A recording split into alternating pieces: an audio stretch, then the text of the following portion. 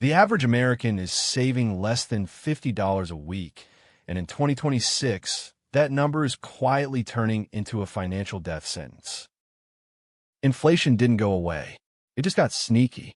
And the old budgeting rules, the ones your parents used, the ones every generic finance blog still pushes, they're actively working against you right now.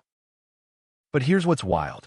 There's a new way people are structuring their weekly money, and the ones doing it right are saving an extra $400 a month without cutting out coffee, without a spreadsheet from 2009, and without feeling broke every Sunday night. I'm going to show you exactly how it works. And the third shift, the one most people completely skip, is the one that compounds the fastest. I'll get to that in a minute. First, let's talk about why weekly budgeting in 2026 is fundamentally different. For decades, the advice was budget monthly. Track your expenses at the end of the month. Review, adjust, repeat.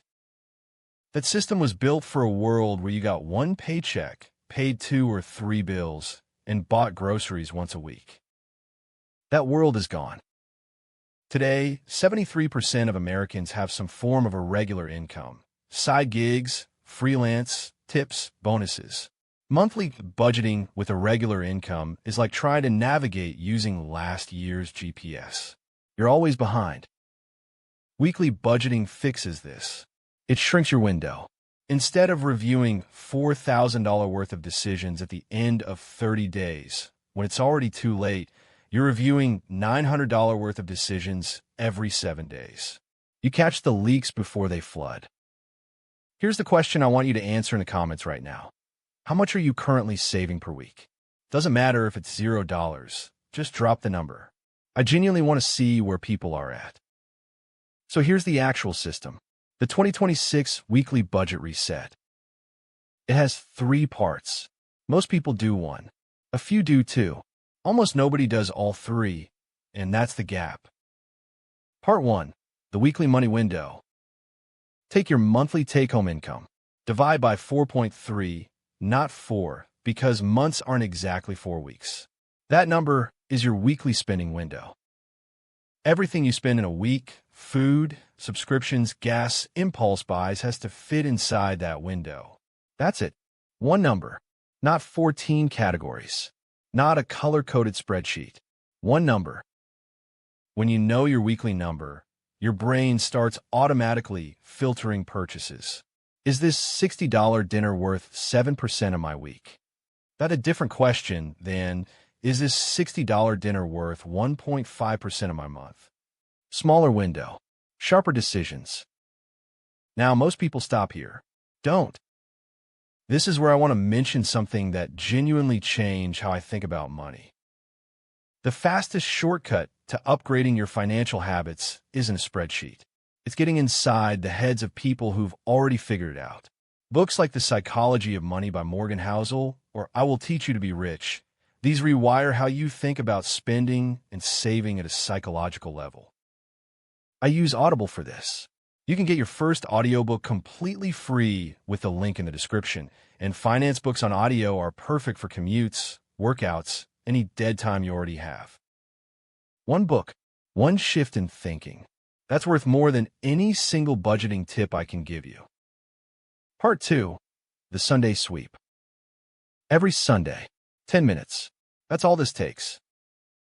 You open your bank account. You scroll through the last 7 days of spending. You're not judging yourself. You're just looking for one thing: zombie subscriptions.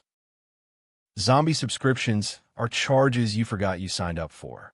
They don't send reminders. They don't ask permission.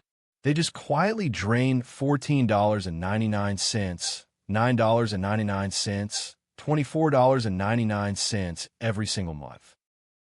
Here's the stat that made me actually stop and screenshot it. The average American has 4.2 active subscriptions they've completely forgotten about. That's $938 a year, quietly leaving your account for services you aren't even using.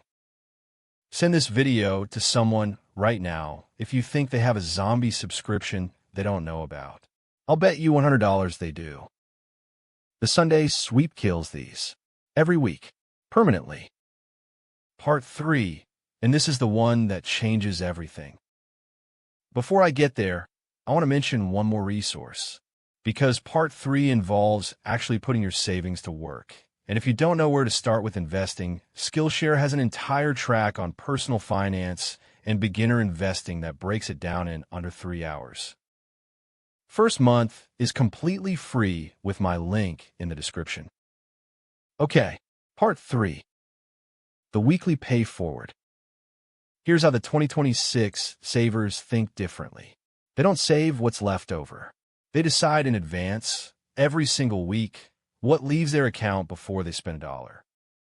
Not $500 a month on the 1st. Not whatever's left on the 30th. $75 or $100 or $25, whatever your number is, automatically transfer to a high-yield savings account every Sunday night. High-yield savings accounts right now are paying around 4.5% APY.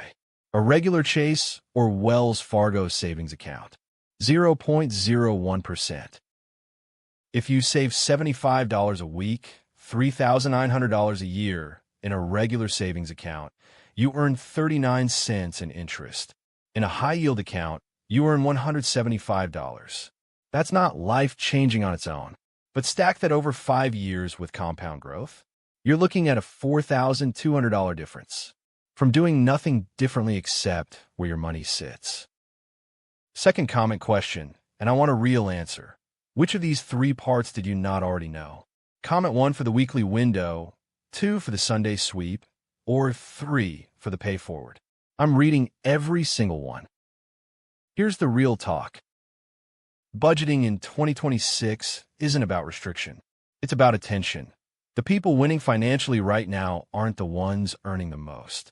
They're the ones paying attention in shorter windows, cutting the quiet drains and automating the decision before willpower has a chance to fail. $75 a week is $3,900 a year. $3,900 a year in a HYSA for 10 years with no additional effort is over $47,000. That's not a fantasy number. That's math. Your math if you start this Sunday.